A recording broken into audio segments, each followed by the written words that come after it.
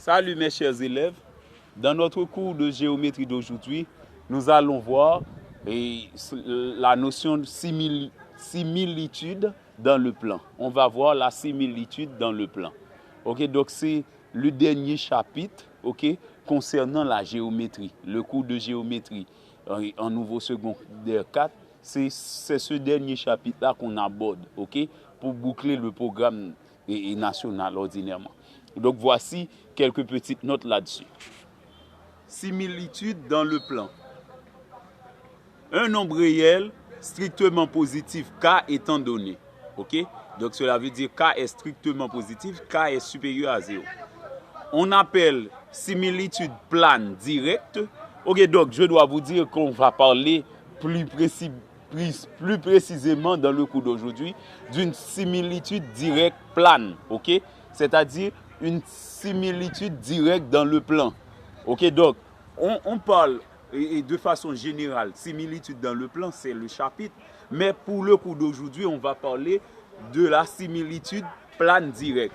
Mais nous allons profiter de l'occasion de faire la différence entre la similitude directe plane et la similitude indirecte plane. Ok, on reprend. Nous allons profiter de l'occasion de faire la différence entre la similitude directe plane et la similitude indirecte plane. Ok, on continue avec la lecture. On appelle similitude plane directe de rapport K. Ok, donc le K qu'on présente par hypothèse supérieure à 0.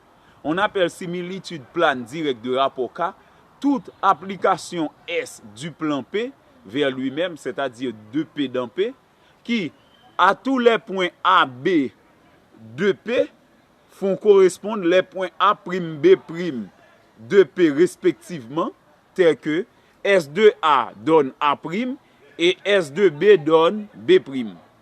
Donc, pour les points AB, on a A', B', c'est-à-dire respectivement. Et bien, cela veut dire, pour A, on a A', pour B, on a B'. Ok, ça nous donne, ok, une similitude directe plane. Eh bien, cela veut dire que lorsqu'on fait le module du vecteur des deux formé avec les deux points images, A', B', le module du vecteur A', B', ça donne K fois le module du vecteur AB. Les deux points, ok, dans l'antécédent, ok, c'est A et B. Les deux points dans l'image, c'est A', B'. Et bien, par conséquent, le module du vecteur A', B' donne K fois le module AB. Donc, c'est ainsi qu'on va pouvoir déterminer le rapport d'une similitude directe plane. Ok, donc lorsqu'on a deux points et on connaît l'image, ok, de ces deux points par la similitude directe plane, eh bien, lorsqu'on fait le module du vecteur formé avec les deux points images et le module du vecteur formé avec les deux points antécédents, eh bien, lorsqu'on divise ces deux modules-là en E, ok, respectivement, module des points images, ok, sur le module du vecteur formé par les images sur le module du vecteur formé par les antécédents. Eh bien, on va avoir le réel K qui représente le rapport de la similitude. Ok, donc ce rapport-là, ordinairement qu'on appelle K, qu'on a présenté initialement, eh bien, doit être toujours un nombre strictement positif. Maintenant, étude par les complexes. Ok, puisque c'est en complexe ordinairement qu'on voit la notion de similitude dans le plan. Parce que les nombres complexes restent dans le plan. Ok, c'est dans le plan complexe toujours qu'on étudie et les nombres complexes. Eh bien, lorsqu'on parle de la similitude dans le plan, eh bien, c'est les nombres complexes qu'on utilise ordinairement. En effet, une étude par les complexes nous permet de dire en effet, dans le plan complexe, les similitudes directes sont les applications qui, au point M d'affixe Z, associent le point M' d'affixe Z' égale à AZ plus B. Ok, donc, lorsqu'on a une similitude directe, eh bien, on va avoir, si on a le point image qui est M' et le point antécédent qui est M, eh bien, l'affixe de M' c'est Z', l'affixe de M c'est Z. Eh bien, on nous dit que tous les points, point M' d'affixe Z' vont être écrits de cette façon, c'est Z' égale à AZ plus B. Ou encore Z2M' égale à AZ2M plus B. Ok? C'est ici qu'on va pouvoir définir tous les points M. Ok? Donc c'est Z2M' égale à AZ2M plus B. Où A est un nombre complexe non nul et B est un nombre complexe quelconque. Ok? Donc on pourrait prendre n'importe quel nombre complexe pour B. Mais A ne doit pas être un nombre complexe nul. Parce que au cas que A prend une valeur nulle, eh bien on va avoir Z' égale à B qui va donner un nombre complexe ordinaire. Ok? Donc puisqu'il s'agit d'une application, eh bien on va avoir une application constante dans ce cas. Donc ce ne sera pas trop. Donc on n'aura pas trop de choses à effectuer dans ce cas. Ok, lorsque A prend la valeur 0. C'est pourquoi les mathématiciens ont posé A appartient à C star et B appartient à C. Ok, maintenant, comme nous sommes en train d'apprendre à identifier ou à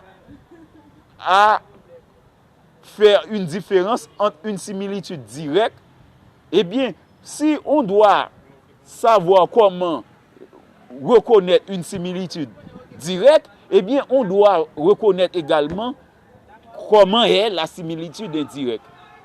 Ok, donc, il faut avoir une information qui généralise la similitude directe et la similitude indirecte pour pouvoir avoir une certaine familiarité avec ça. Donc, suivant les écritures complexes, lorsque on a Z' égale à AZ plus B, on dit que la similitude est directe. Donc ça, c'est l'écriture complexe de la similitude directe. Et bien maintenant, si c'est AZ bar plus B, on dit alors que la similitude est indirecte. Certains auteurs écrivent similitude indirecte, d'autres inverse. Que l'on dit similitude indirecte ou similitude inverse, c'est encore la même chose. Donc Z' égale à AZ bar plus B, c'est encore similitude indirecte. Similitude indirecte ou similitude inverse, c'est encore la même chose. Ok, donc similitude indirecte, similitude inverse. Ok, donc c'est encore la même chose. Ok, maintenant, nous allons voir les éléments caractéristiques d'une similitude directe. Ok, donc ça c'est la similitude directe. Ok, donc je vous donne d'ores et déjà comment se présente la similitude indirecte. Donc si on vous parle d'une similitude et vous savez comment déjà et vous savez déjà comment se présente l'écriture complexe d'une similitude directe, eh bien vous allez pouvoir identifier la similitude directe ou vous allez pouvoir différencier la similitude directe de la similitude indirecte. Ok, donc c'est pourquoi je vous donne d'ores et déjà les écritures complexes des deux similitudes. Ok, dans ce chapitre, similitude dans le plan, on aura à voir la similitude directe et ensuite la similitude indirecte. Ok, donc voici l'écriture complexe de la similitude directe. Maintenant, pour la similitude indirecte, eh bien, on va avoir Z bar uniquement. C'est presque la même écriture. C'est seulement, ici on a Z, ici on va avoir Z bar. C'est encore presque la même chose. Ok, donc c'est presque la même chose. Maintenant, les éléments qui caractérisent une similitude directe dans le plan. Ok, tout à l'heure, on avait Z' égale à AZ plus B. Ordinairement, on appelle S les similitudes. Donc, comme lorsqu'on a une fonction, on appelle cette fonction F, eh bien, pour la similitude, c'est une application, on pourrait l'appeler de n'importe quelle façon. On pourrait dire F à nouveau. Mais, ordinairement, c'est S qu'on prend pour la similitude. Eh bien, Z' représente l'image de Z par la similitude. Donc, j'écris Z' égale à S de Z égale à AZ plus B. Eh bien, lorsqu'on parle des éléments caractéristiques d'une similitude directe plane, ok, donc ça pourrait avoir 3 éléments caractéristiques. Mais c'est au cas que le complexe A ne prend pas la valeur 1, ok? Donc, au cas que A appartient à C, comme on l'avait bien défini dans cette partie, mais si A appartient à C star, ok? Donc, au cas que A appartient à C star, comme on l'avait bien défini dans cette partie, et si A non seulement appartient à C star, et A est aussi différent de 1, c'est-à-dire A appartient à C star différent de 1, et B appartient à C, eh bien, on dit que la similitude va avoir 3 éléments caractéristiques. Ok, donc, on lit à présent. Quand A est différent de 1, cela veut dire, dans les conditions, ok, dans ces conditions-là, A appartient à C star, B appartient à C. Eh bien, quand A est différent de 1, la similitude directe plane à 3 éléments caractéristiques. Ok, donc lorsqu'on parle de similitude directe plane, ok, ayant 3 éléments caractéristiques, c'est surtout lorsque A est différent de 1. Ok, donc quand A est différent de 1, qu'est-ce qu'on va avoir? On va avoir 3 éléments. Le premier élément, c'est le centre de la similitude. C'est l'unique point invariant par cette similitude. Donc, puisque ici c'est S qu'on nomme ça, eh bien, c'est l'unique point invariant par S. Nous avons déjà appris comment déterminer l'ensemble des points invariants par une application. Par exemple, si on a point invariant par une application, par exemple, c'est f de m, et si c'est par exemple une application affine en général, on pourrait dire f de m égale à m. Eh bien, ici, on va poser z' égale à z. Ou encore, c'est s de z égale à z. Donc, puisque z' donne s de z, eh bien, on va avoir s de z égale à z. F de m égale à m ou s de z égale à z. OK? Donc, c'est ici. Donc, ordinairement, dans les applications affines, on est habitué avec f de m égale à m. Ou encore, on pose x' égale à x dans R. X' égale à x, y' égale à y en dimension 2 ou dans R carré. X' égale à x, y' égale à y, z' égale à z, ok, dans R cube.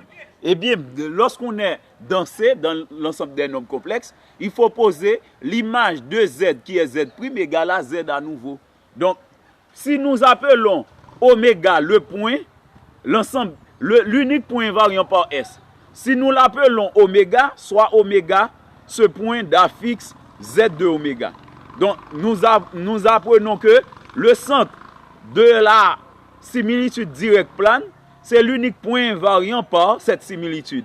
Eh bien, par conséquent, si nous appelons oméga ce point, eh bien, d'affixe z de oméga, ok, donc, nous allons avoir S de z oméga égale à z oméga. S de z égale à z, ou encore S de z oméga égale à z de oméga. Puisque c'est z de oméga que nous appelons l'affixe du point qui est l'unique point invariant par S. Maintenant, nous revenons à Z. S de Z, c'était AZ plus B. Eh bien, S de Z de oméga, c'est AZ de oméga plus B, égale à Z de oméga. Maintenant, nous transposons. Ça donne moins Z de oméga plus AZ de oméga égale à moins B. Maintenant, nous multiplions par moins 1. Z de oméga moins AZ de oméga égale à B. Maintenant, nous mettons Z de oméga en facteur. C'est Z de oméga facteur de 1 moins A égale à B. Z de oméga donne B sur 1 moins A. Donc, vous voyez ici, on devrait commencer par discuter. Ok? Si A était un nombre réel et un nombre complexe quelconque. Donc, ici, au cas que A prend la valeur 1, Z de oméga ne va plus exister. C'est pourquoi on doit commencer par poser A appartient à C star privé de 1. Donc, puisque A est différent de 1, donc on n'a pas besoin de discuter pour tirer Z de oméga. Donc, l'affixe, ok, du centre, ok, d'une similitude directe, c'est Z de oméga, ok, égale à B sur 1 moins A dans le plan, ok.